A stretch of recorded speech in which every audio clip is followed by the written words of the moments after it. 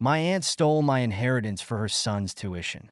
Now, she's drowning in debt, and I've cut her off for good. I'm 28M, and I never thought I'd end up suing a family member. But here we are. It all started when I was 25, waiting for my inheritance from my grandparents. They had passed a few years back, leaving behind a modest estate. My dad passed away when I was younger, so they made sure to leave a chunk of it for me to help me get on my feet once I hit 25. Nothing huge, but enough to give me a real boost in life. But when the day came, nothing happened. My aunt, who was the executor of the will, kept stalling. Oh, the paperwork is complicated, she'd say, or the estate is still being processed. Just give it time. At first, I believed her. I had no reason not to. She was family, after all, and I wasn't expecting any foul play. But as the months went by, her excuses got thinner, and it became clear something was up. The kicker? My cousin, her son, who'd been coasting through life, failing out of one college after another, suddenly enrolled in a fancy private university. And I'm talking expensive. The kind of tuition that makes you wonder where the hell the money is coming from, especially when your aunt and uncle aren't exactly rolling in it. I didn't think much of it at the time.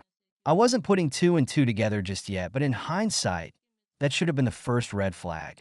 One day, during a family dinner at my aunt's house, I overheard her talking with her husband about how hard it had been to cover my cousin's tuition, but how they'd found a way. Something didn't sit right with me after that. I decided to look into the will myself. I wasn't trying to start anything, but I just wanted to make sure everything was above board. It wasn't. After a lot of back and forth with lawyers, I finally got a copy of the will. And wouldn't you know it, the money my grandparents left me was supposed to be in my hands 2 years ago. My aunt had been lying to me for months. When I confronted her, I expected some kind of explanation, maybe even an apology. But no, what I got was straight up entitlement. Look, you've always been the smart, resourceful one, she said, not even trying to deny what she'd done. Your cousin needed help. He's been struggling for so long, and we thought you wouldn't mind. You thought I wouldn't mind? I snapped. That's my inheritance, Aunt. It's not yours to give away. Well, technically, I'm the executor, so I had the discretion to do what was best for the family, she said smugly. I could feel my blood boiling. That's not how it works.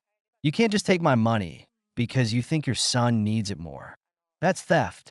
It's not theft if it's for family, she shot back. Besides, it's not like you're hurting for money. You have a job.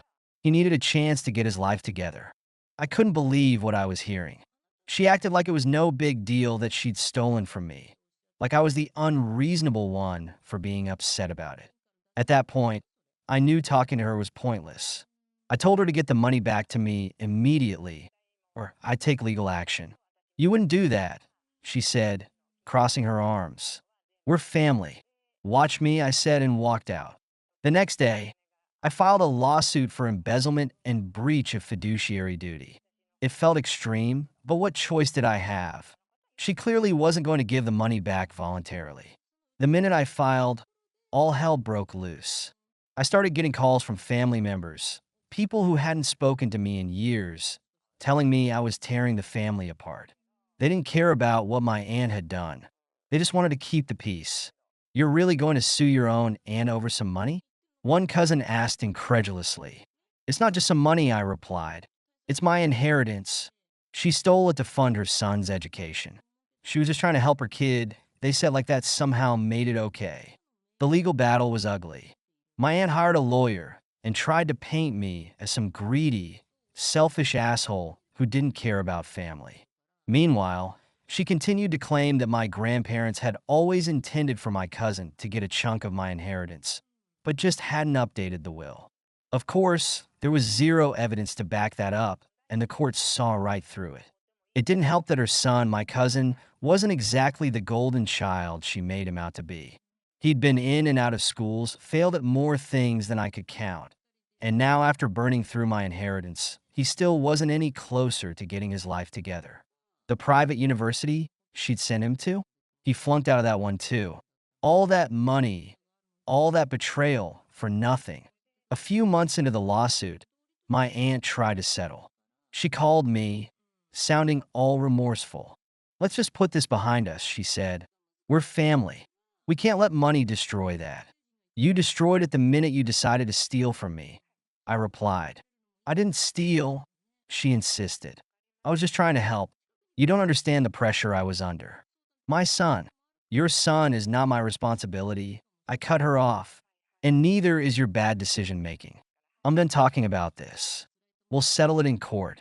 When it finally went to trial, the judge didn't take long to see what was going on. My aunt tried to make it about her son's future, about how she was just trying to do what was best for the family, but none of it held up. The facts were clear. She'd stolen my inheritance and used it to pay for her son's failed education. The court ruled in my favor, ordering her to repay the full amount plus legal fees. It was a win, but it didn't feel like one. I got the money back, sure, but my relationship with my aunt and pretty much the rest of my family was completely wrecked. My aunt refused to speak to me after that, telling anyone who would listen that I was a cold, heartless bastard who cared more about money than family. A lot of my relatives took her side, saying I should have been more understanding, that I should have forgiven her. But what they didn't get was that this wasn't about the money. It was about the fact that she stole from me, then acted like I was the bad guy for not just rolling over and accepting it. I could have forgiven her if she'd come to me first, asked for help, explained the situation. But she didn't. She went behind my back, took what wasn't hers, and lied to me for months. How do you forgive that? After the ruling, I didn't hear from her for a while. But then, about 6 months later, she showed up at my door. I hadn't seen her in person since the trial, and she looked rough, like life had kicked the crap out of her. We need to talk, she said, her voice shaky. I didn't want to let her in, but part of me was curious. So I stepped aside and let her sit on my couch. I'm sorry, she started, her eyes welling up with tears. I know I messed up. I know I should have handled things differently. But I was desperate. My son? He needed a chance. I just stared at her. And you thought stealing from me was the way to do that? She nodded, tears streaming down her face now. I didn't think it through. I don't know.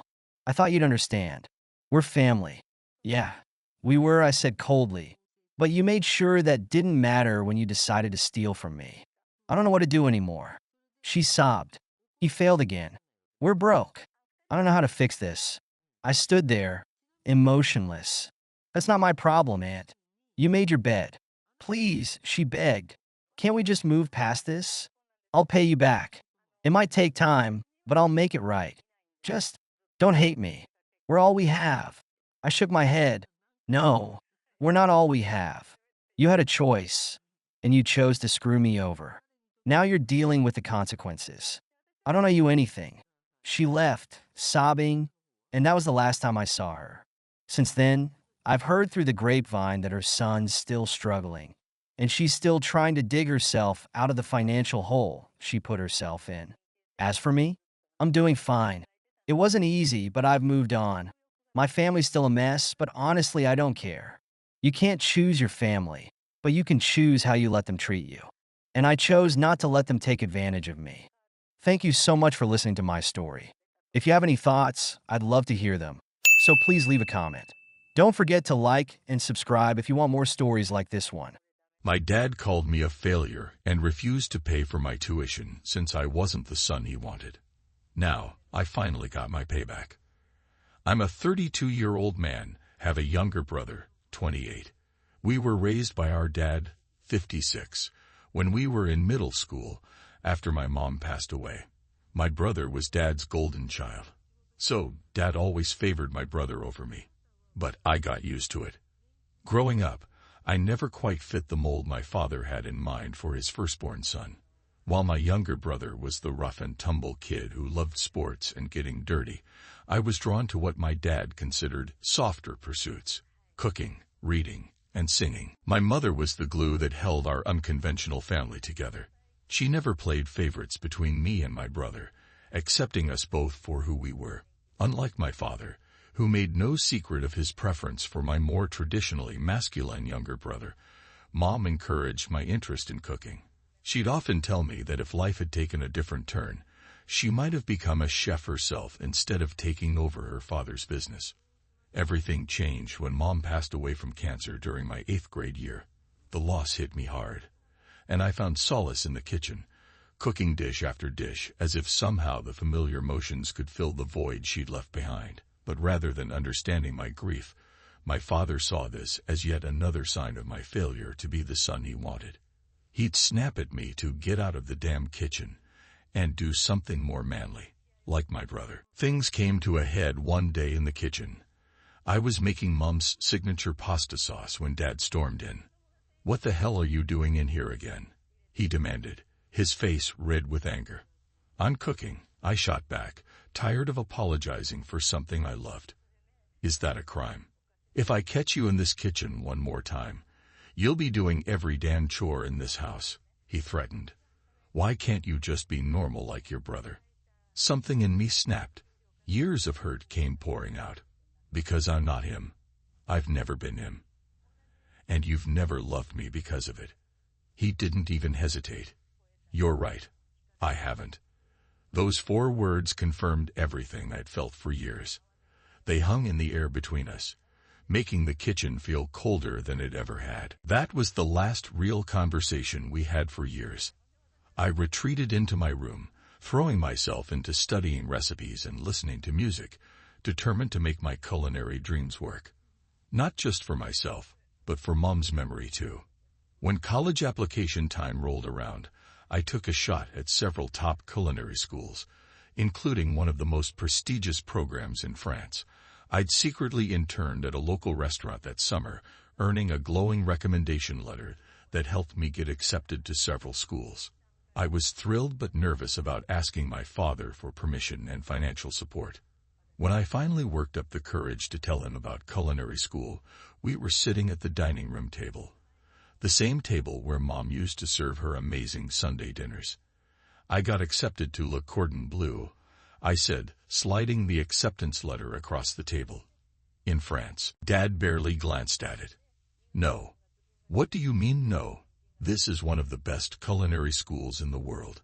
"I mean, I'm not paying for it," he said flatly. "Your brother's already struggling with his grades. The last thing he needs is to see you succeeding at some fancy school in France." I couldn't believe what I was hearing.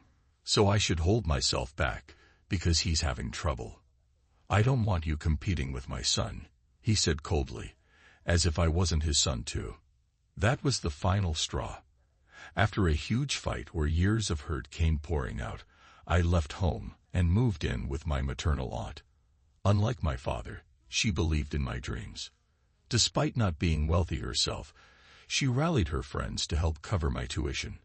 I worked part-time through school to make their investment worth it, graduating as one of the top chefs in my class. My first job was at an upscale French restaurant, where I sent half my salary back to my aunt to repay her faith in me. After several years in France, I returned home with enough savings and experience to start working toward opening my own restaurant. I landed a position as head chef at a local establishment while planning my future venture.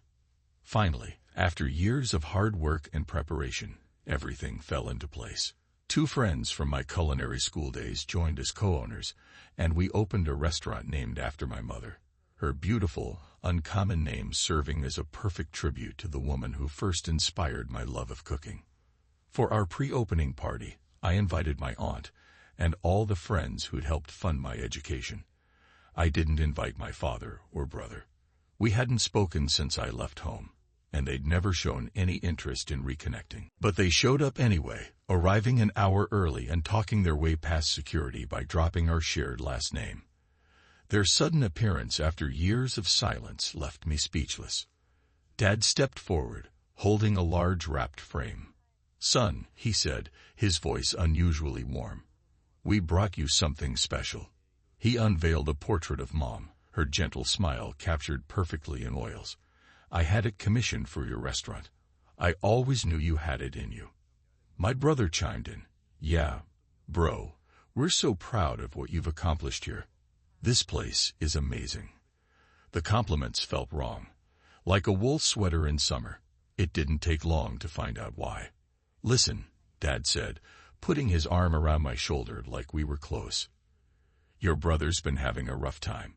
That bartending job isn't really working out. What Dad's trying to say, my brother interrupted, is that we should work together. Make this a real family business. Make me a partner. I looked between them. Dad's practiced smile, my brother's eager face, and finally understood why they'd shown up after all these years.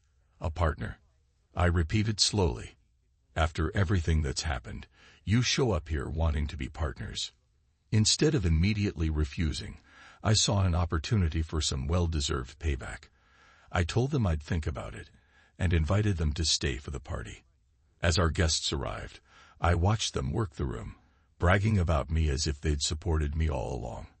When it came time for the host's toasts, I saved myself for last. I started by thanking our guests and raising a glass to my mother, acknowledging how her early belief in me had carried me through even after she was gone. I thanked my aunt and her friends for funding my education when my own father wouldn't.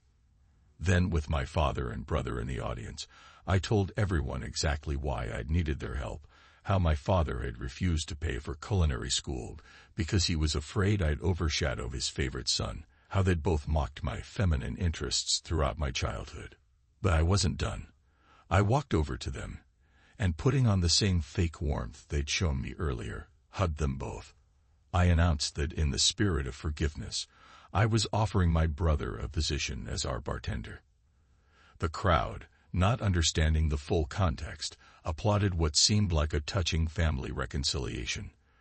Only my father and brother knew it for what it was, public humiliation wrapped in a show of magnanimity. They couldn't storm out without confirming everything I'd said, so they had to sit there and take it, smiling through gritted teeth. After the party, they confronted me outside, demanding to know why I hadn't just turned them away if I never intended to make my brother a partner. I laughed and told them this was payback for years of emotional abuse and neglect. As I drove away, I could hear my brother crying about how cruel I'd been, and my father shouting that I'd regret this. My aunt thinks I might have gone too far, that I should have just kicked them out when they first arrived. But I disagree. They never apologized for how they treated me, never showed any real remorse. They only came around when they thought they could profit from my success. The humiliation they experienced was nothing compared to years of being made to feel worthless by my own family. A month later, they tried one last desperate move. They showed up at my house, threatening to sue me for using my mother's name for the restaurant. I called their bluff. No lawyer would take such a ridiculous case. My brother lost it and tried to grab me, but my father held him back. Then my father tried emotional manipulation, saying my mother would be disappointed in me. "Don't you dare," I said, my voice shaking with anger. "Don't you dare use Mom to manipulate me. She wouldn't have wanted her sons fighting like this," Dad insisted. "You don't get to tell me what she would have wanted." I exploded. Where was all this concern for Mom's wishes when you were crushing my dreams? When you were telling me I wasn't man enough to cook? She would have been just as disappointed in how you treated me all these years. My father stepped back, looking like I'd slapped him. "Mom believed in me," I continued, quieter now. "She supported my love of cooking. And I know, wherever she is, she's proud of what I've accomplished, despite your best efforts to hold me back. Now my restaurant is thriving, and we're looking to expand. Sometimes the best revenge isn't getting even, it's succeeding beyond anyone's expectations, especially those who never believed in you in the first place. The whole experience taught me something important. Family isn't just about blood relations. It's about the people who believe in you, support your dreams, and help you achieve them. My aunt and her friends became more family to me than my father and brother ever were. They invested in my future when my own family wouldn't, and their faith in me proved stronger than any biological ties. As for my father and brother, I don't waste energy hating them anymore. Their actions at my restaurant's opening showed me they haven't changed. They're still the same selfish, manipulative people they always were, but I'm not that scared, insecure kid anymore. I'm a successful chef and business owner who built something amazing despite their best efforts to hold me back. That's all the vindication I need. My crazy ex-wife tried to murder me after I dated with someone new. Now, she's behind the bars. I'm 36 and work a regular corporate job, nothing fancy, just middle management, pushing papers around. Never in my life did I think someone would try to kill me. But that's exactly what happened. And the would-be killer, my ex-wife, Carolyn. Looking back, it's almost surreal. I thought I'd done everything right. I grew up in a rough home and was determined not to end up with someone toxic. Carolyn seemed perfect. Polite to waitstaff, level-headed under stress, and kind. Turns out she deserved an Oscar for that act. It all started unraveling when I came home early from a work trip. I walked into our bedroom and found her with another man. The sheer audacity of her response still blows my mind. She didn't apologize or try to explain. Instead, she glared at me and said, "Why are you even back?" Like I was inconveniencing her. That moment kicked off a nightmare divorce. Carolyn pulled every trick in the book to make it as drawn out and painful as possible. Missed meetings, lost paperwork, you name it. Meanwhile, I tried to rebuild my life. That's how I ended up at this cozy little indie bookstore downtown. It had creaky wooden floors and smelled like new books. That's where I met Emma. She caught me looking lost in the sci-fi section and laughed, not in a mean way, just this genuine warm chuckle. Before I knew it, we were sitting in old leather chairs, talking for hours about sci-fi. It was the first real conversation I'd had in months that wasn't about lawyers or paperwork. Fast forward 5 months, and I was head over heels for Emma. She was everything Carolyn wasn't: kind, grounded, and actually listened. For the first time in ages, I felt like things were looking up. But life has a way of throwing curveballs just when you're getting comfortable. It was on Saturday, when Emma and I had spent a perfect time together. We grabbed lunch at this cozy little cafe, did some light shopping, and were heading back to her car in the mall parking lot. The sunset cast a golden glow over everything, and we were laughing, tossing around ideas for what movie to watch later. Then, in a split second, everything fell apart. It started with a roar, a car engine revving way too loud, like someone was flooring the gas. I turned toward the noise just in time to see a car barreling straight at us, its trajectory aimed squarely at Emma. Instinct took over. I grabbed her arm to pull her out of the way, but I wasn't fast enough. The car clipped her leg, and I watched in horror as it bent unnaturally. The sickening crack of her bones snapping, mixed with her scream, is a sound I'll never forget. She hit the ground hard and I went down with her, throwing myself over her to shield her from any further harm. My hands fumbled for my phone to call 911, but before I could even unlock it, I heard the screech of tires again. The car had crashed into another vehicle and was now reversing fast. That's when it hit me. This wasn't an accident. The driver was coming back to finish the job. Emma lay next to me, sobbing, her leg twisted at a horrifying angle. I knew if we didn't move, we were done for. I slid my arms under hers and dragged her between 2 parked cars. My heart felt like it was going to explode out of my chest. Emma cried out in pain with every movement, but there was no time to stop. The car slammed into the vehicles we had just been hiding between, the impact setting off alarms all around us. People were running toward us, shouting, recording the scene on their phones. The cacophony of alarms, screams, and Emma's cries created an almost surreal backdrop. Then I heard the driver's door open. I looked up, and my blood ran cold. It was Carolyn. She stepped out of the car like she'd just parked at a grocery store, not attempted murder. Her hair was neatly done, her jacket perfectly tailored. But her unhinged eyes gave her away. It was like staring at a stranger wearing my ex-wife's face. This wasn't some random road rage or a drunken mistake. This was Carolyn, who had apparently been stalking us, deciding that if she couldn't have me, no one could. And she hadn't just tried to kill me. She'd targeted Emma, whose only crime was making me happy again. I clung to Emma, whispering reassurances I wasn't even sure I believed, all while keeping my eyes locked on Carolyn.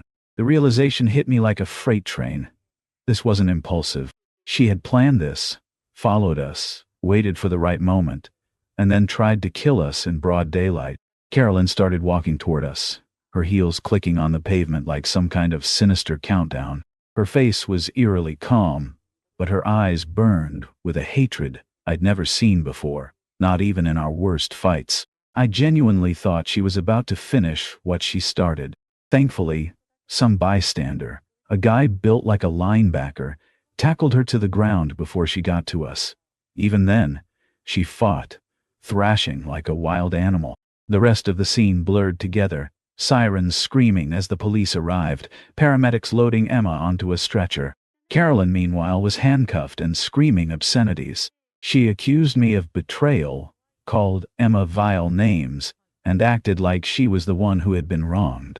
Standing there in that chaotic parking lot, with Emma's blood still on my hands, I watched Carolyn get stuffed into a police car. It was like stepping into a nightmare. And the scariest part? Carolyn genuinely seemed to believe she was the victim in all of this. The trial was a roller coaster of emotions. Walking into that courtroom for the first time felt surreal. Carolyn sat at the defense table looking composed, almost as if she hadn't just tried to commit murder. She wore a demure outfit, her hair neatly styled, and she had this look of false humility plastered on her face. It was infuriating. The prosecutors laid out their case with surgical precision. They started with the footage, which showed Carolyn's car circling the parking lot multiple times before the attack. The video captured everything, her pausing, watching us, and then gunning it straight for Emma. One clip even showed her casually checking her makeup in the mirror before accelerating. It was chilling. Witness after witness took the stand. A cop who had tackled Carolyn testified about her wild, unrelenting behavior after the attack.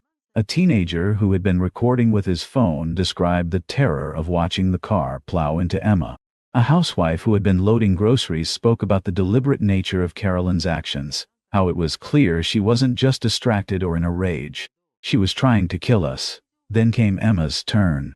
She spoke clearly and bravely, recounting the moment she saw the car coming, and the sheer terror of realizing Carolyn was coming back for a second attempt. Her voice wavered when she described the pain of her legs snapping and the fear that we wouldn't make it out alive, but she never broke down. When it was my turn to testify, I laid everything bare.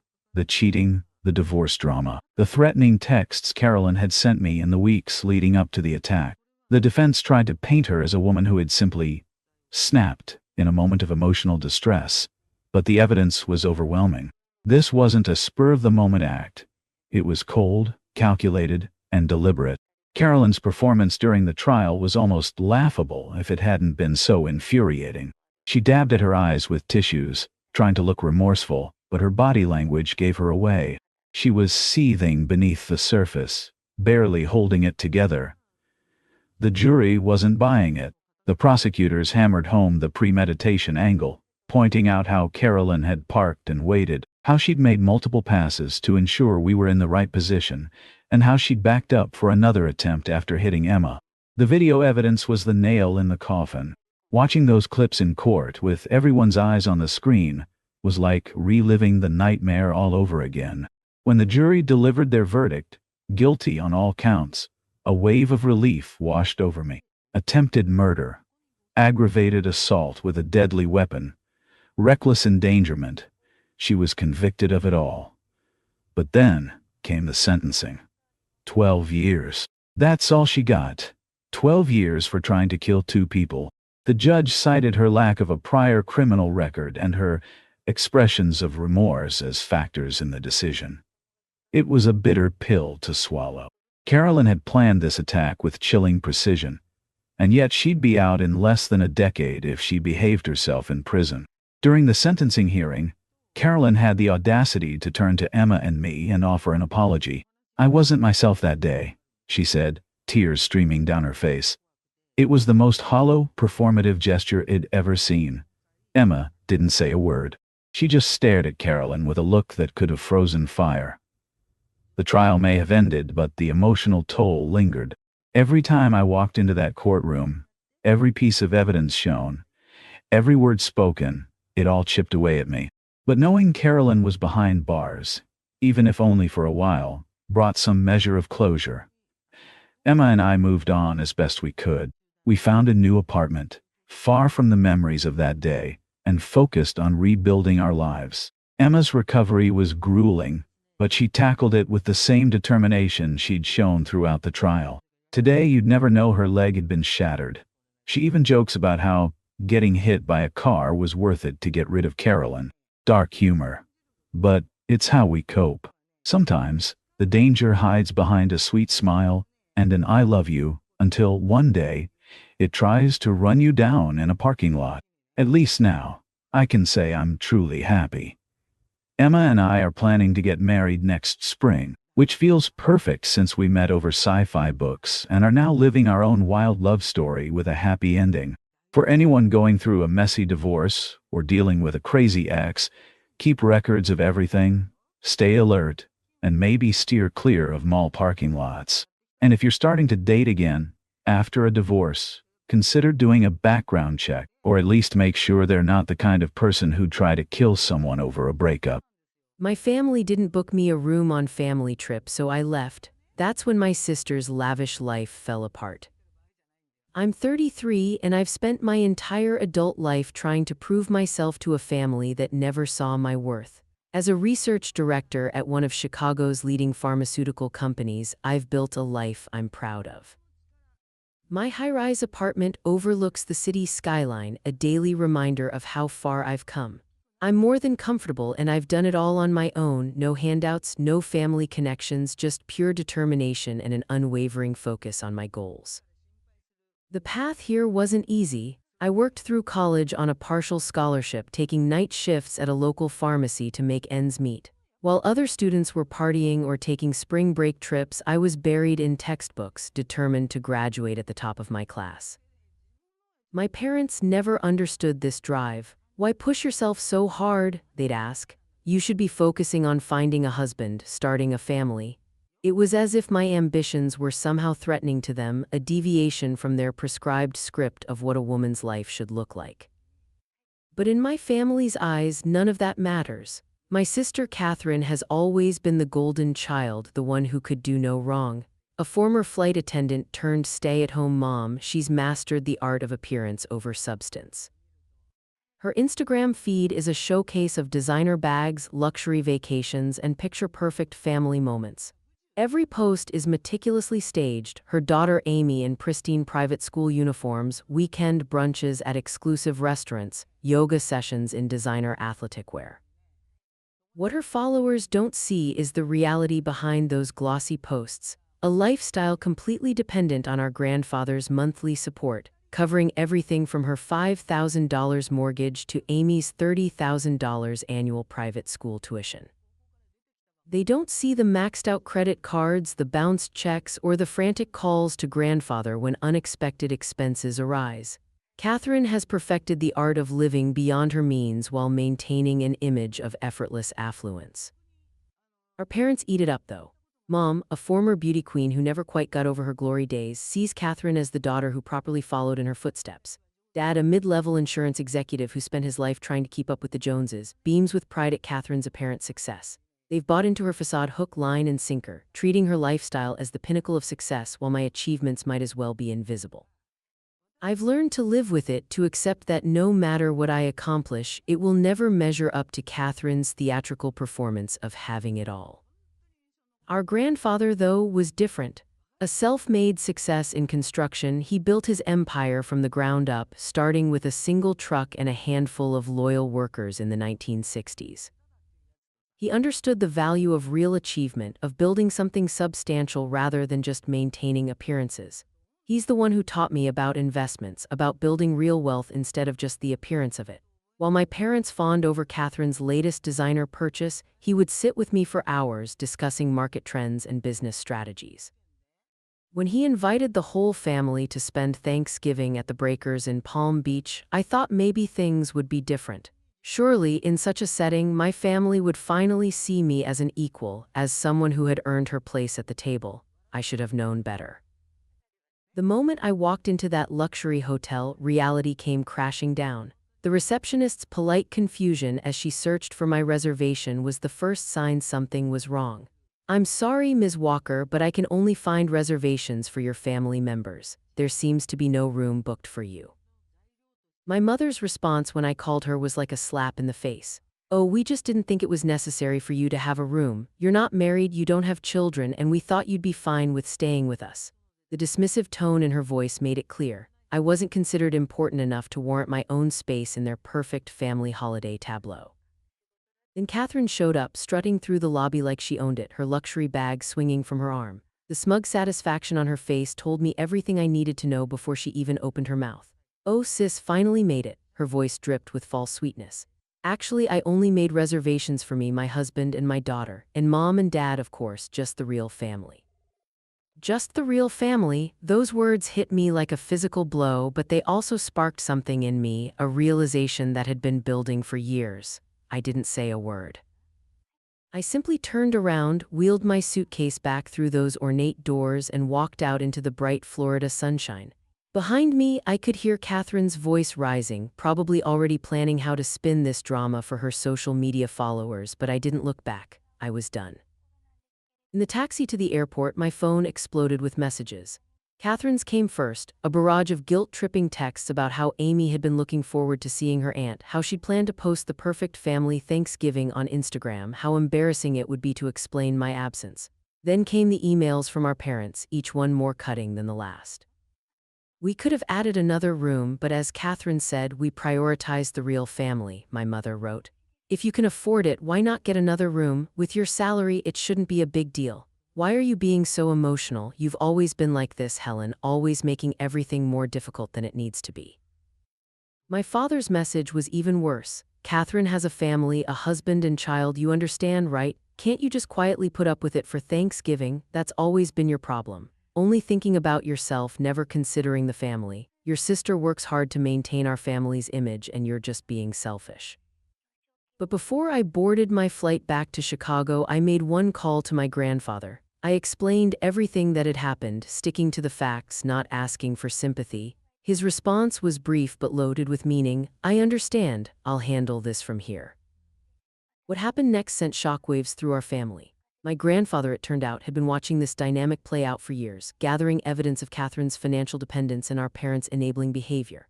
He had quietly documented every loan, every bailout, every credit card bill he'd covered. While Catherine was posting about her self-made success, he was building a detailed record of her financial reality. Within days of the Thanksgiving incident, he made several decisive moves that would change everything. First, he cut off Catherine's monthly support completely and immediately.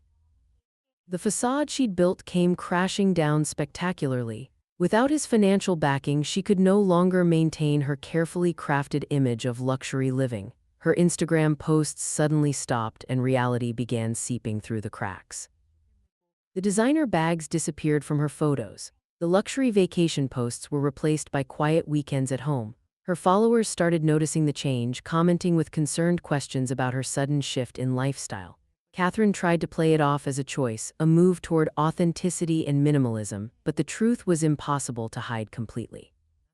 Then came the restructuring of his will. He made it clear that his assets would be divided based on personal responsibility and achievement, not family politics. The majority would go into a trust that would be managed by me with strict conditions about how the money could be used. Catherine would receive a much smaller portion, contingent on her finding employment and showing financial responsibility. Our parents' inheritance would be similarly structured, tied to specific conditions about financial management and family dynamics. The aftermath was nuclear. Catherine's perfect world continued to unravel. Without our grandfather's support, she had to downsize dramatically. The private school tuition became impossible to maintain. The luxury car was replaced by a sensible sedan. Her husband, who had grown accustomed to their lifestyle of luxury and had never really developed a career of his own, filed for divorce when the reality of their financial situation became clear. She eventually had to move from her showcase home in the suburbs to a modest apartment and, for the first time in her adult life, look for a job. Her Instagram following plummeted as the aspirational content dried up.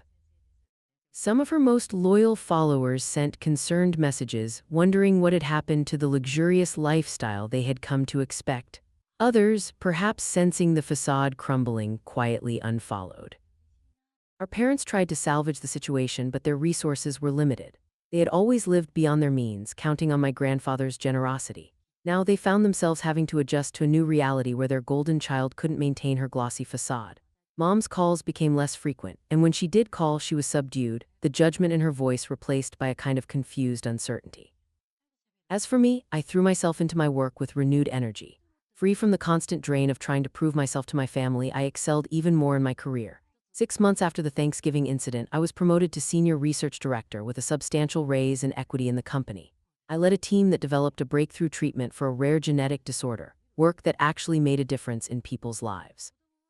My grandfather and I grew closer, our weekly dinners becoming a tradition I truly cherish. He shares stories of his own struggles with family dynamics, of choosing integrity over appearance, and of building something real in a world obsessed with facades. Through him, I've learned that sometimes the strongest family bonds aren't the ones we're born into, but the ones we choose to nurture. I expanded my social circle, joining professional organizations and making friends who valued substance over style. My apartment became a gathering place for what I now call my chosen family, colleagues, mentors, and friends who celebrate real achievements and support each other through genuine challenges. We have regular dinner parties where the conversation flows freely, touching on everything from scientific breakthroughs to personal growth, without any need for pretense or performance. Catherine occasionally reaches out, usually when she needs something. Her texts are different now, less commanding, more hesitant. Sometimes she asks for advice about job hunting or managing a budget, skills she never had to develop before. Part of me wants to help her to be the bigger person, but I've learned that maintaining boundaries is crucial for my own well-being. Our parents still try to guilt me into conforming to their expectations, but their words no longer have power over me. Mom still sends the occasional passive-aggressive text about how families should stick together, and Dad sometimes forwards job listings for positions closer to home, but I've learned to let these roll off my back. I've found my own definition of family, and it's stronger than any blood tie could ever be. The aftermath of that Thanksgiving changed more than just our family's financial dynamics. It transformed how I see myself and my place in the world. I no longer measure my worth against Catherine's artificial standards or our parents' warped expectations. I've learned that true success isn't about maintaining appearances or pleasing others. It's about being authentic and building a life that aligns with your values. Last month, I received an invitation to Catherine's small, private wedding to a high school teacher she met at a coffee shop. No designer dresses, no luxury venue, just a simple ceremony in our grandfather's backyard. I haven't decided if I'll go yet, but the invitation itself speaks volumes about how much has changed. Maybe in time we can build something real, not the perfect family facade we used to maintain, but something honest with all its flaws and complications. Sometimes, the bravest thing we can do is walk away from the people who are supposed to love us unconditionally when that love comes with too many conditions. It's not about being selfish. It's about preserving your sense of self-worth and creating space for authentic relationships to flourish. That Thanksgiving at the Breakers turned out to be a gift, not the one I expected, but perhaps the one I needed most. It showed me that sometimes losing a real family is the first step to finding something much more valuable, yourself. And in the end, that's worth more than all the designer bags and Instagram followers in the world. My ex-wife abandoned our family years ago. When she tried to come back, I discovered an even bigger betrayal. I'm a 37-year-old guy. My ex-wife Lucy and I met in our mid-20s while working at the same firm. I was 24 at the time, and after dating for 2 years, we got married. Within 3 years, we had 2 beautiful daughters, now 9 and 7. The second pregnancy wasn't planned, and while Lucy wasn't thrilled about it, she decided to keep the baby, even though I told her I'd support whatever choice she made. Things were great between us after our first daughter. We were deeply in love and living the life we'd always dreamed of. But everything changed after the second pregnancy. Lucy became moody and irritable, constantly criticizing me and our eldest daughter. At first, I chalked it up to hormones and tried to adapt to this new version of my wife, hoping things would improve with time. Lucy had quit her job voluntarily after our first child and managed the household while I worked.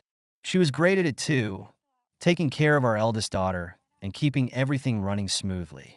But during her second pregnancy, she said she was too exhausted to handle the housework and looking after our daughter. Even though it stretched our budget thin, I agreed to hire a housekeeper. I wanted to support her, especially during pregnancy, and assumed she'd return to her usual routine after our second daughter was born. I should mention that I wasn't one of those husbands who came home from work and did nothing. Despite being exhausted from long days at the office, I pitched in wherever I could. But after our second daughter's birth, Lucy showed no signs of returning to her old self. Instead of caring for the kids or managing the house, she spent her days watching TV. She barely interacted with our daughters, occasionally paying the neighbor to take them to the park. The situation was becoming unsustainable. I was working myself to the bone, trying to cover all our expenses, the housekeeper, daily costs, and trying to save for our daughter's future. After about 6 months, I knew we needed to have a serious conversation. I asked my parents to watch the girls for a day so Lucy and I could talk. I tried to approach the subject gently, acknowledging how tired she must be after 2 pregnancies, but explaining that we needed to work together. The housekeeper's salary was straining our finances, and I needed her to take on at least some household responsibilities so we could reduce the housekeeper's hours and save money. I also brought up my concerns about her lack of engagement with the kids, mentioning how the housekeeper had told me they mostly just watch TV all day. That was apparently the wrong thing to say. Lucy exploded, accusing me of spying on her through the housekeeper. She went on a tirade about how I was pushing her around and making her do all the work while I just sat at a desk. She turned everything around, making it seem like I was the unreasonable one for expecting her to contribute to our household. When I called her out on being a lazy parent and failing as a wife, she shoved me so hard that I fell backward onto our glass coffee table, shattering it and injuring my back. Though the injuries weren't severe, that moment changed everything. I couldn't trust her anymore, especially around our daughters. I asked her to move out and stay with my parents until we figured things out. She begged for another chance, and we eventually agreed she'd live with her parents and get therapy. Only after getting professional clearance would she be allowed to move back in. I didn't want our daughters growing up without their mother, so I agreed to postpone divorce proceedings and give our marriage another shot. We attended weekly marriage counseling sessions, and my parents moved in to help with the girls. Her therapist told me Lucy was dealing with severe postpartum depression, which explained her anger issues. For about 6 months, things seemed to be improving. I even started allowing supervised visits with our daughters. But then, without warning, she stopped coming to counseling and began avoiding my calls and messages. After 3 months of this strange behavior, I decided to visit her at her parents' house, even though they blamed me for their daughter's problems. When I arrived, Lucy wasn't home, and her parents refused to tell me where she was.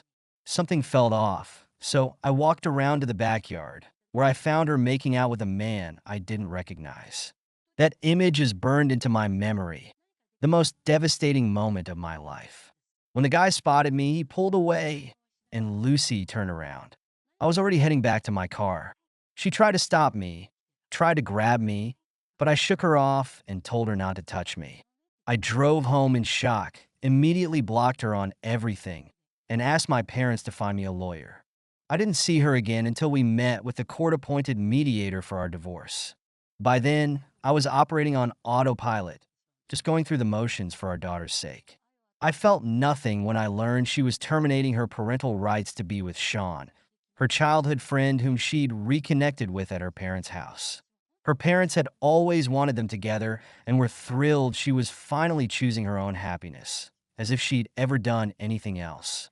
The divorce was messy because she wanted alimony despite her infidelity. My lawyer and I fought hard to ensure she walked away with nothing, since I'd been the sole provider while she contributed nothing to our household. Those months were the darkest of my life, but I couldn't break down. My daughters needed me. My parents were incredibly supportive, helping me juggle work and childcare. 5 years later, I'm thankful for that divorce. It forced me to rebuild my life into something better. We moved to a bigger house thanks to my improved salary, and I only have to worry about myself and my girls. My parents live nearby and visit often. I have wonderful friends, and most importantly, my daughters are happy. Life was perfect until Lucy showed up at my door recently. She wasn't alone. She had a little boy with her, probably 3 or 4 years old. Before I could process what was happening, she started crying, I've changed. I've grown up. I want us to be a family again. Family? I couldn't believe her audacity, showing up after all these years, acting like she could just decide to be a family again. You gave up that right when you signed away our daughters. Then I shut the door, ignoring her wails outside until she left.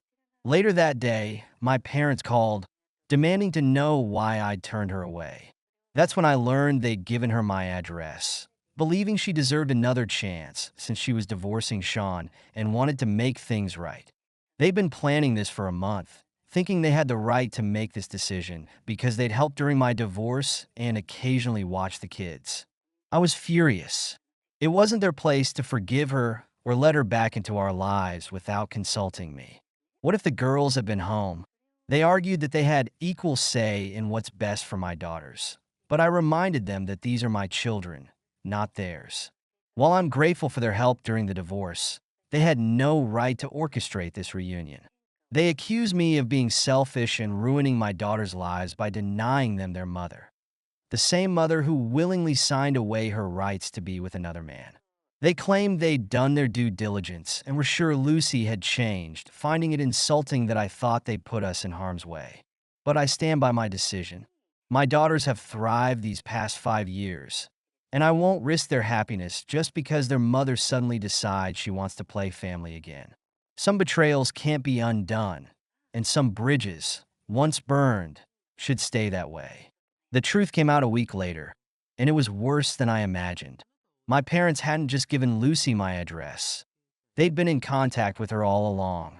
They'd been secretly arranging visits between her and my daughters, bribing the girls with toys and candy to keep quiet. They told my daughters to refer to their mother as their grandparents' friend if I asked about their visits. When I confronted my daughters, they broke down crying, saying they'd been told God would punish them if they told me the truth. Lucy and my parents had manipulated and frightened them into silence. I felt like a failure as a father for not questioning these mysterious friend visits more thoroughly. The full story was even more twisted.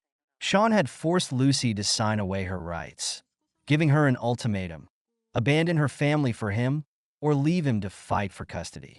She chose Sean, but arranged with my parents to see the girls secretly since she knew she'd likely lose a custody battle given her history of anger issues. Now, 5 years later, Sean was leaving her for a job opportunity, showing no interest in being a family man anymore. He didn't want anything to do with her or their son. Lucy had started working again and didn't want to uproot their son from his kindergarten, leading to their divorce. This was supposed to make me sympathize with Lucy, but it only confirmed that justice had finally been served. I filed for restraining orders against all of them. My daughters and I are in therapy, working through this betrayal together. They seem okay with not seeing their grandparents or mother again, but I know it will take time to heal. We're taking extra precautions. I've increased home security and working from home, and have informed the school that only I can pick up the girls. The restraining orders have been granted for 5 years, but I'm maintaining all security measures since they seemed angry in court. Through all this, my focus remains on my daughter's happiness. We're making progress in family counseling, slowly but surely healing from these wounds. Sometimes the family you choose, or choose to protect, is more important than the family you're born with or marry into. We're moving forward, just the 3 of us, stronger and wiser than before. Thank you so much for listening to my story. If you have any thoughts, I'd love to hear them, so please leave a comment. Don't forget to like and subscribe if you want more stories like this one. My family tried to fix me up with my ex at a reunion, knowing she nearly ruined my life. I'm Ethan, 35, just your average guy from the Midwest who thought honesty and loyalty were the rules people live by, especially family. I work in construction, keep my head down, live simply. Thought I knew what family meant. I guess I was wrong. So here's what went down. It had been 3 years since the divorce. 3 years of clawing my way out of the mess Rachel had left in her wake. Debt, lies, nearly broken relationships with people I once trusted. I was finally in a good place again. I didn't even flinch anymore when I thought about her, or all the ways she'd taken advantage of me, while I'd been too stupid or blind to see it. Then last summer my mom called and invited me to a family reunion. Just the family, she said. A low-key get-together so everyone could catch up. I figured it'd be simple. Maybe a few beers with my cousins, dinner with my parents. Relaxed. Normal. But what I walked into was anything but. I opened the front door calling out, "Hey, I'm here." And then I saw her. Rachel was standing in the living room holding a drink, chatting with my dad like they were best friends. Just there like it was nothing. My stomach dropped, and it took everything I had not to turn around and walk right back out. Mom spotted me before I could react. "Ethan, come in. Look who dropped by." She sounded way too chipper, like this was some big surprise I was supposed to be happy about. My eyes darted around the room, hoping maybe one of my cousins had brought her. But no, my mom was beaming, like she was proud of whatever brilliant plan she and Dad had cooked up. Rachel looked over, her expression carefully neutral, like she was waiting to see how I'd react. I gritted my teeth, feeling that old anger bubble up, the kind I thought I'd left behind. I shot a look at my mom and dad, doing my best to keep my voice calm. "What is this?" I asked, struggling to keep my tone steady. My dad stepped in, putting his arm around Rachel's shoulders. "It's a family reunion, son. Rachel's still family after all. We figured this would be a good chance for you two to reconnect." Reconnect? My mind was racing, piecing together what this actually was. They knew what she'd done, how she'd maxed out our credit cards behind my back, drained my savings, left me with debt so deep I'd nearly gone bankrupt. They knew she'd lied, manipulated me, and tried to paint me as the bad guy when I finally called her out. And yet, here she was standing in the middle of my parents' living room, with my family acting like we were about to sit down for Thanksgiving dinner together. Rachel stepped forward, her smile practiced smooth. "Hey, Ethan. I know it's been a while. I thought maybe we could talk." Her voice was syrupy, the kind she'd use whenever she wanted something, and it made my skin crawl. "Talk," I echoed, barely able to keep the disgust out of my voice. She nodded, glancing around as if she was checking her audience. Clear the air. For everyone's sake." I couldn't believe it. "Clear the air? After everything you did, you think we need to clear the air?" My mom stepped in, her tone motherly but insistent. "Ethan, please. Rachel came here with good intentions. Don't you think it's time you let go of all that bitterness?" I clenched my jaw, trying to hold back the words I wanted to say. Bitterness? They thought I was just being bitter? The woman had nearly ruined my life, and they were acting like this was some little squabble I hadn't let go of. Rachel put on her best wounded look, her voice soft. "I know I hurt you, Ethan. I made a lot of mistakes, but I just want a chance to explain, to make things right." Make things right. I could barely hold back a laugh. She wanted to make things right now, after leaving me with tens of thousands of dollars in debt and trying to smear my name in every way possible. But before I could say anything, my dad cut in. "Son, we're asking for a little forgiveness here. People change. Rachel's family and family sticks together." The words hit me like a slap. Family? You're calling her family after everything she put me through? My mom crossed her arms, looking at me with that disappointed look she'd perfected over the years. "Ethan, holding on to all this isn't good for you. Sometimes we need to forgive and move on." I felt my blood pressure spike. My own family, who'd watched me suffer through that divorce, who'd seen the mess Rachel left me in, were telling me to move on. To let her back in, I looked at each of them, waiting for someone to step up, to realize how insane this all was. But they were all standing there, nodding along, as if I was the one being unreasonable. Rachel's voice was soft, almost pitying. "Ethan, I understand if you're still angry. I get that, but holding on to that anger is only hurting you. I came here out of kindness, to help you let go." I almost laughed. "Kindness? You think this is kindness?" My voice was steady, but inside, I was raging. "After everything you did, You think showing up here is some grand favor? She met my gaze. Her expression, a perfect mix of sympathy and irritation, as though she was dealing with a child throwing a tantrum. Yes, kindness, because forgiving each other is better for both of us. I don't want you to stay stuck in the past. I felt like I was on fire.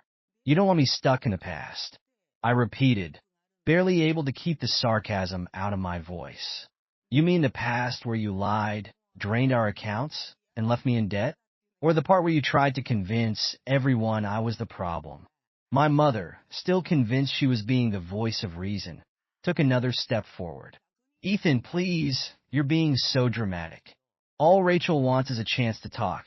Don't you think that's fair? Fair, I repeated, feeling my voice rise, despite myself. You're calling this fair? You're all sitting here, forcing me into a room with someone who nearly destroyed me, and you're calling it fair. My father's face darkened. Son, you're out of line. Rachel has come a long way to be here, and we expect you to at least be civil.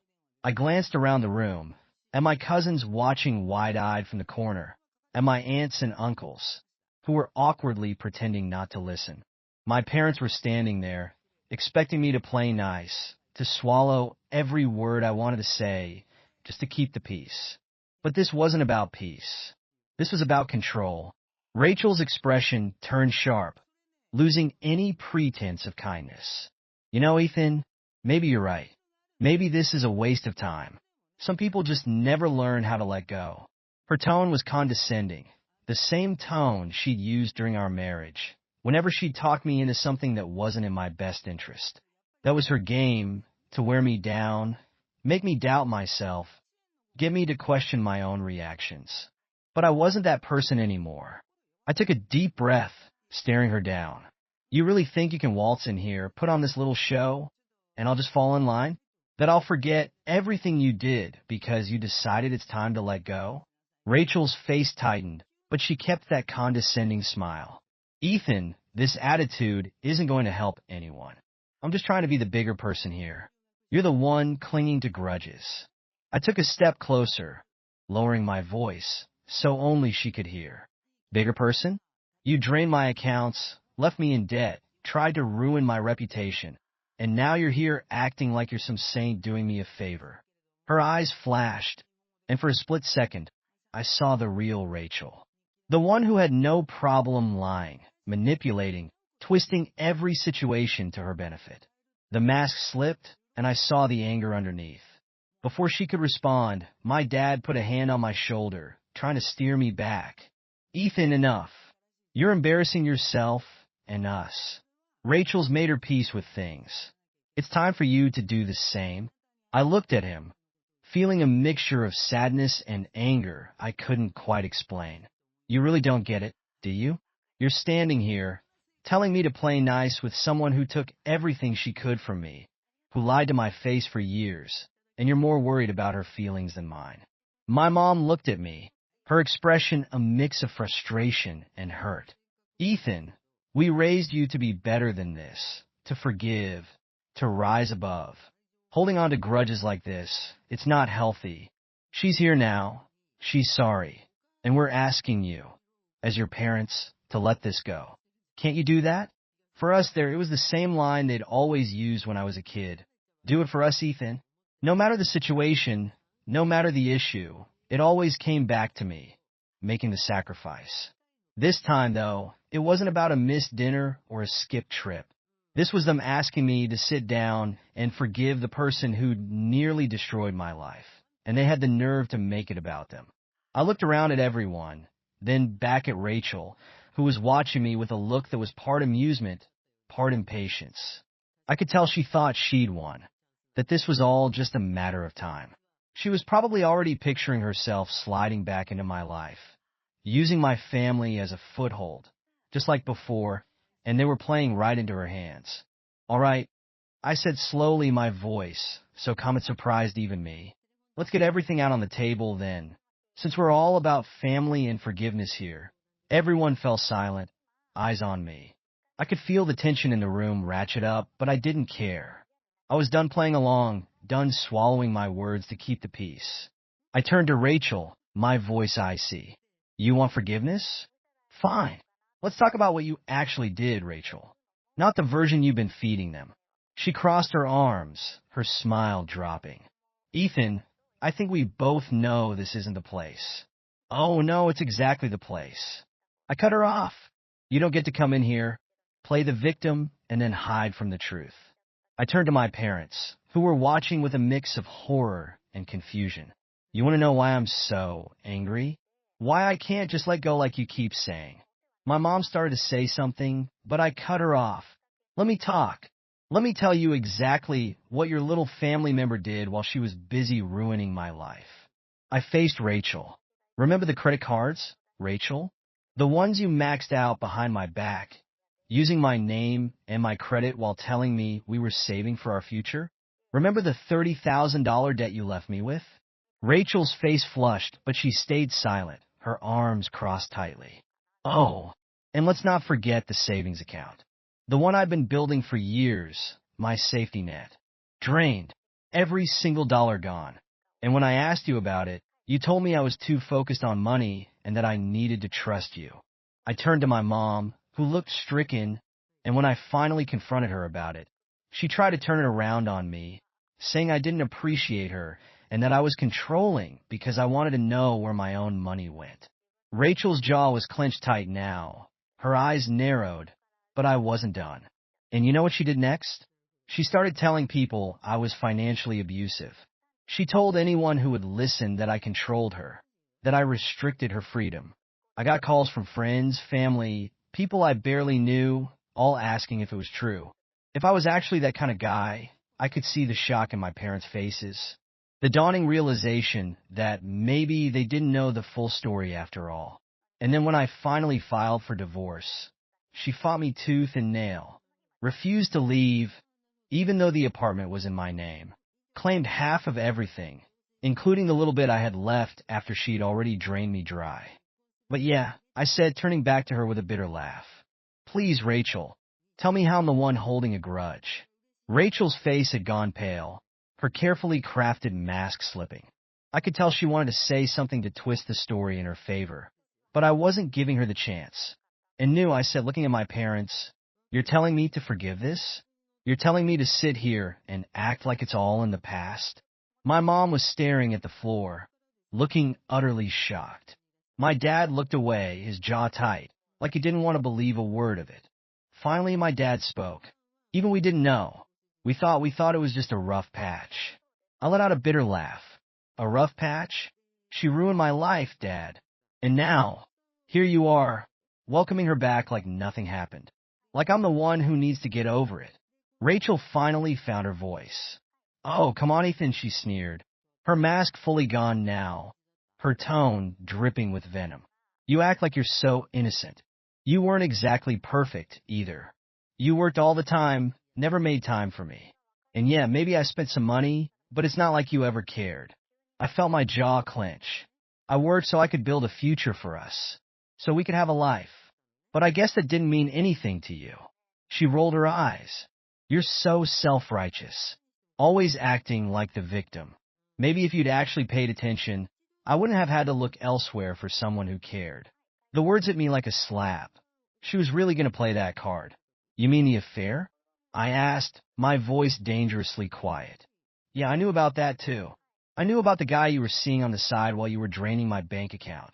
You thought I was clueless. You thought I didn't know. The room was dead silent. My parents looked like they'd been hit by a freight train. My cousins were staring. And Rachel, well, she looked like she'd finally lost control of the situation. I stepped back, taking a deep breath, letting the weight of everything I just laid out sink in. So you all want forgiveness, right? You want me to be the bigger person? To let it go? I looked around the room, my gaze hard. Well, here's the thing. Forgiveness doesn't mean letting someone back into your life just because they want it. Forgiveness doesn't mean pretending everything's fine when it's not. And it sure as hell doesn't mean sitting here and letting someone who hurt you walk all over you again. I turned to my mom and dad. If you want her in your life, that's your choice. But don't ask me to sit here and pretend like she didn't do everything she could to ruin mine. My mom looked at me, her voice small. Ethan, we're your family. We just wanted things to be okay. I shook my head, feeling a mix of sadness and anger. You want things to be okay? Then start by respecting my boundaries, by trusting that maybe I know what's best for me, even if it doesn't fit into whatever vision you had. My dad looked away, still not meeting my eyes. But I could see the wheels turning. He knew I was right. He just didn't want to admit it. Finally, I turned to Rachel one last time. I don't care what you came here for. I don't care what story you fed them to get invited. But you're not welcome in my life. Not now, not ever. And no amount of playing the victim or pretending to clear the air is going to change that. She glared at me, her face twisted with anger. You're pathetic, Ethan. Still clinging to the past. No wonder you're alone. I laughed. The sound bitter, but genuine. Yeah, I'm alone. But I'm a hell of a lot happier alone than I ever was with you. With that, I turned on my heel and walked out, not looking back. The silence behind me was deafening. But I didn't care. I was done with all of it. The lies, the manipulation, the fake smiles. I was done pretending. After that day, things with my family were strained, to say the least. My parents didn't reach out for weeks, probably trying to process everything I'd said. A few cousins called, awkwardly asking if I was okay, and I gave them the basic rundown. They listened a bit shocked, but I could tell some of them understood. Others not so much. Rachel, thankfully, didn't try to contact me again. I think even she knew she'd lost whatever leverage she thought she had left. As for my parents, well, they eventually reached out, apologizing in their own awkward way. It wasn't perfect, and I didn't pretend everything was fine, but I could tell they were at least starting to get it. They understood that they'd crossed a line, that their good intentions had hurt me in ways they hadn't considered. It wasn't a fairy tale ending. I didn't magically forgive everyone, and I kept a respectful distance from my family. Eventually, my parents reached out with an apology. It wasn't perfect, but they acknowledged they'd overstepped, hurt me, and blindly given Rachel a second chance at my expense. Rachel, realizing she no longer had a hold over me, disappeared from my life for good. I moved on, choosing peace and self-respect over people who couldn't understand my pain. In the end, I rebuilt my boundaries, healed in my own way, and found real happiness on my terms. No apologies, no pretending. For the first time, I was truly free. Thank you so much for listening to my story. If you have any thoughts, I'd love to hear them. So please leave a comment. Don't forget to like and subscribe if you want more stories like this one. My family lied to help my ex take my son. Now they're begging for help after she turned on them. But I have their confessions recorded. I'm 32, male, and a construction worker from a small town. I'm a single dad, or at least I was until 3 years ago. My son T is 7 now. Smart kid, kinda quiet, loves dinosaurs, and those stupid YouTube videos with kids playing with toys. He's the best thing that ever happened to me, but I haven't seen him in nearly a year. I'll get to that, but first, let me start from the beginning. It was me and Kay, my ex. We were together for about 5 years, married for 2. Things went south pretty fast after T was born. She was restless, complaining about feeling trapped, like her life was over because of the baby. I tried to help out more. I'd come home from 12-hour shifts covered in dirt and sweat, and immediately grabbed T, trying to give her a break, but she still wasn't happy. One day, out of nowhere, she told me she wanted a divorce. It hit me like a brick to the face. I didn't understand it. She had no reason, no explanation that made sense. Just said she couldn't do it anymore and wanted out. I begged her to reconsider, not for me, but for T. But she was cold about it, like she had already decided long before that conversation. When it came to the custody battle, I assumed it'd be straightforward. I was a good dad, always there, and T was my world. But then things got ugly. Kay started making accusations, saying I was emotionally unstable, that my temper was unpredictable. She even hinted that I could be violent, which was absolute garbage. But the worst part? My own parents. My family sided with her. I'll never forget sitting in that courtroom, watching my mother and father take the stand, saying that Kay was right, that I wasn't fit to be a father. My dad said something like, "We love our son, but he's not ready for the responsibility of raising a child." And my mom? She cried like some damn actress and talked about how she was worried about T's safety with me. I couldn't breathe. It felt like my world was crashing down. My own parents, the people who were supposed to have my back, were throwing me under the bus. And for what? To protect her? To protect their image? They'd always been about appearances, about what other people thought. I realized right then that I was nothing more than an inconvenience in their perfect little world. Long story short, Kay got full custody and I got weekends. But it didn't last long. Every time it was my weekend, there'd be some excuse. "Oh, T's sick," or "We've got plans, maybe next weekend." Before I knew it, she was filing for a restraining order, claiming I'd threatened her. And with my parents backing her up, there was nothing I could do. The judge believed them. They said I had an anger problem, that I needed therapy before I could see my son again. Therapy, right? Like sitting in a room talking to some stranger was going to fix what was happening. I lost custody, completely. No more weekends, no more birthdays, nothing. I couldn't even call him. Kay made sure of that. And my parents? They went right back to acting like everything was normal, inviting me over for family dinners, acting like they hadn't just destroyed my life in court. I stopped talking to them after that, cut them off completely. Fast forward to last year. I was doing everything I could to get my life back together. I'd started saving up for a lawyer to try and fight for joint custody when something strange happened. My mom called me out of the blue, saying she needed to talk. I hadn't spoken to her in almost a year, so I was suspicious. But something in her voice told me this wasn't just another attempt at family peace. It felt urgent, like she was desperate, so I agreed to meet them at their house. My dad was there too, pacing around the living room like he was nervous, which immediately set off alarms in my head. My parents are never nervous. They're always in control, always putting on that calm, composed front. But this time, they looked scared. That's when they told me. Kay had screwed them over. Apparently, after the custody battle, Kay had gotten really close to my parents. They'd let her and T move into a house they owned, rent-free, under the guise of helping her get back on her feet. And now, Kay had turned on them. She was suing them for some bogus claim, saying they'd promised her the house as a gift.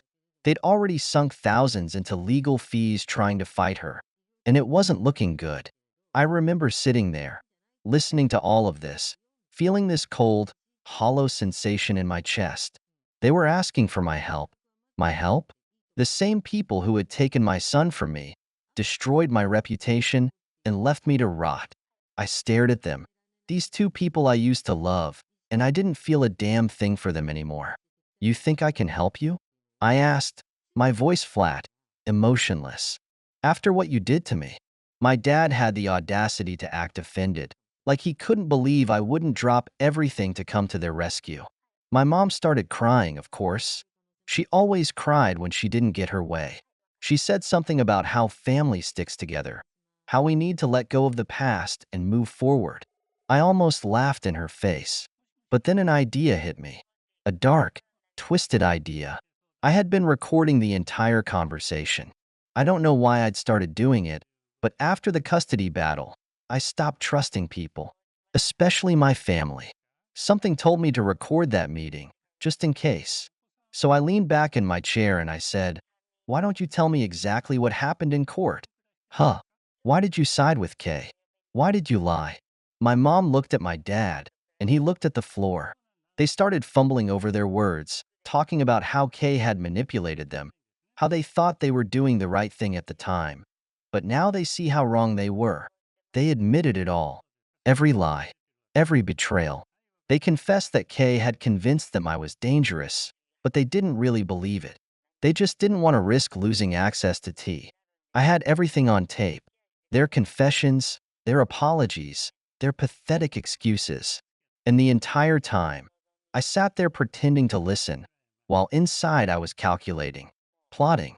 When they were done, I stood up, told them I needed to think about whether I'd help them or not, and walked out. I could hear my mom sobbing behind me, but I didn't care. I drove home that night, feeling something I hadn't felt in years. Power. For the first time since losing T, I was in control. I had leverage, and I was going to use it. Over the next few weeks, I met with a lawyer. I explained everything. How I had been framed. How my parents had betrayed me. How Kay had manipulated everyone. I played him the recording, and he just shook his head in disbelief. He said it wasn't going to be easy, but with that recording, I had a shot at reopening the custody case. And then came the hard part, confronting Kay. I waited until the day of the hearing. She had no idea I was coming. I walked into the courthouse, saw her sitting there, looking smug and confident like she always did. She had no clue that her entire world was about to crumble. When the judge called the case, I stood up, handed my lawyer the recording, and let him do the rest. Kay's face turned white as a sheet when she realized what was happening. My parents were there too, looking like they'd rather be anywhere else. But I didn't care about them anymore. This wasn't about them. This was about T. The judge listened to the recording. He heard my parents admitting to lying in court, heard Kay's manipulation laid out in their own words. And then, for the first time in years, I saw hope. I saw a path back to my son. The court ruled in my favor. Joint custody. I'd get to see T again, to be part of his life. Kay lost her mind in the courtroom, screaming about how unfair it was, how I didn't deserve to be a father. But for once, nobody was listening to her. When it was all over, my parents tried to talk to me, tried to apologize again. But I didn't need their apologies. I didn't need anything from them anymore. I told them they were dead to me, and I meant it. Now, I've got T back in my life. It's not perfect. We've got a lot to work through, but it's a start. As for Kay and my parents, they're dealing with the consequences of their actions. And me? Well, I've learned my lesson. Trust is fragile, and family doesn't always mean loyalty. The first few weeks after the hearing were awkward, to say the least. T barely knew me anymore. He was a different kid than the one I used to tuck into bed at night. He was quieter, more distant. I'd ask him about his day, and I'd get one-word answers. He barely made eye contact. It was like he didn't trust me, and that hurt more than I'd expected. And who could blame him? He'd spent years being fed lies, seeing me as the villain, probably hearing all sorts of things from Kay. I had to remind myself that he was just a kid, confused, caught in the crossfire of a war he didn't ask to be part of. But even knowing that, it still stung every time he flinched when I tried to give him a hug or asked if he wanted to go play catch. The first time I got him for a weekend after the ruling, we spent most of the time just sitting in silence. I didn't want to push him, didn't want to force anything. I thought maybe he just needed time to adjust. But I could feel the distance, this wall between us. It wasn't just him adjusting to me. It was me adjusting to the fact that I'd missed out on so much. I wasn't there for the birthday parties, the first day of school, the scraped knees, the late-night nightmares. I'd been erased from his life, and now I had to rebuild that bond from scratch. I took him to the park, to a pizza place I remembered he used to love, but he barely touched his food. He just stared out the window most of the time, and I kept catching him looking at his phone like he was waiting for a message from his mom. That's when I realized it wasn't just about us anymore. Kay still had her claws in him. Every time I picked him up, I could feel her influence lingering in the background, poisoning whatever fragile relationship we were trying to rebuild. And then there was my parents. They kept trying to get back in my life, kept calling, leaving messages about how they wanted to move forward and heal as a family. I ignored every single one. I was done with them. Completely. It wasn't anger anymore. It was this cold, numb indifference. They made their choice and I made mine. They weren't part of my world anymore, and I wasn't about to let them get close enough to hurt me again. But they didn't stop. They tried sending gifts to T too. Birthday presents, Christmas cards, even a couple of emails through Kay's account asking to see him. At first, I didn't say anything to him about it. I didn't want to drag him into the middle of my drama. But after a few months, he started asking questions.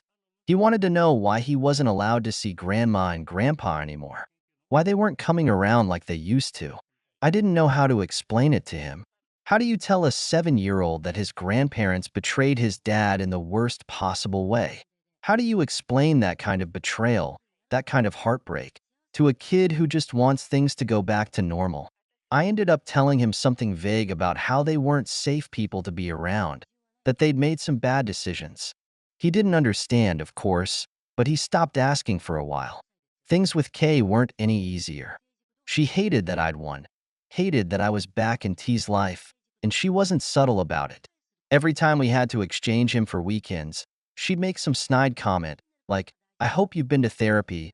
God knows he'll need it after a weekend with you," or, "Don't get used to this. I'll make sure it's temporary." I tried to ignore her at first, but it wore me down.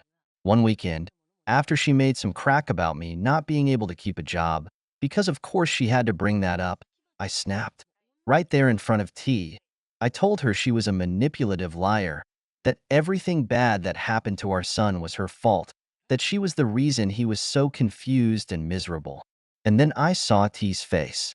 The look on his face when he watched his parents screaming at each other, hurling insults back and forth like he didn't even exist. He looked scared. Worse than that, he looked like he didn't understand why the two people who were supposed to care for him couldn't even stand to be in the same room together. After that, I promised myself I'd never lose my temper in front of him again. I'd let Kay win those little battles, because it wasn't worth traumatizing him any more than he already was. But keeping that promise, it wasn't easy. One weekend, Kay dropped T off late, almost an hour after she was supposed to. When I asked why, she just shrugged and said he wanted to stay with me longer. Like it was nothing, like she wasn't violating the custody agreement. And I couldn't even get mad, because when I looked at T, he nodded, like he agreed with her, like he wanted to be with her more than me. I felt like I was losing him all over again. Like every step forward we made was followed by 2 steps back. I kept showing up for him, kept doing everything I could to prove that I was a good dad. But the truth? The truth was, I wasn't sure if I was ever going to win him back completely. And then came the real kicker. It was a Saturday. T was over for the weekend, and we were playing video games. He was finally starting to relax around me, starting to open up a bit, when he casually mentioned something about Mom's friend. At first, I didn't think much of it. Kay had always had friends over, people I didn't know. But then T started talking more about this friend, how he stayed over a lot, how sometimes he'd make them dinner, how they'd all gone to the zoo together last week. That's when it clicked. Kay wasn't just moving on. She'd replaced me. This friend wasn't just some guy hanging around. He was becoming a part of T's life in ways I hadn't been able to. And T? He liked the guy. He talked about him like he was this fun, cool new addition to their little family. And it broke me. I didn't say anything to T at the time. I didn't want to make him feel guilty, but inside, I was boiling. I'd lost so much already, and now it felt like I was losing even more. Like I was being erased from my own son's life, replaced by some stranger. I wanted to confront Kay, to tear into her about how she was trying to take T away from me in every possible way. But I knew it wouldn't help. She'd just turn it around on me, make me look like the crazy, jealous ex again. So I kept quiet. I buried it deep down, like I had with everything else. But that night, after T had gone to bed, I sat alone in my living room, staring at the walls, and it hit me. This was my life now, fighting for scraps of time with my son, dealing with Kay's games, watching someone else slide into the role I used to have. And no amount of legal victories or recordings or courtroom battles was going to change that. I guess the moral of the story is, sometimes even when you win, you lose. Sometimes the damage is done, and there's no going back to the way things were. But I keep showing up for T. I keep fighting for whatever moments I can get with him, because I have to believe it's worth it. I have to believe that in the end, he'll see through all the lies and manipulation and know who really has his back. As for my parents, I haven't spoken to them since the day of the hearing. They're still out there, still trying to worm their way back in, but I've made my choice. Some lines, once crossed, can't be uncrossed. So that's where I'm at. It's not a happy ending, but it's my reality. And honestly, I'm just trying to make the best of what I've got left. If you made it this far, thanks for sticking with me. Maybe hit that subscribe button if you want to hear more about how my disaster of a life unfolds next. Who knows, maybe I'll even throw in a happy story one day. But don't hold your breath. Thank you so much for listening to my story. If you have any thoughts, I'd love to hear them. So please leave a comment. Don't forget to like and subscribe if you want more stories like this one.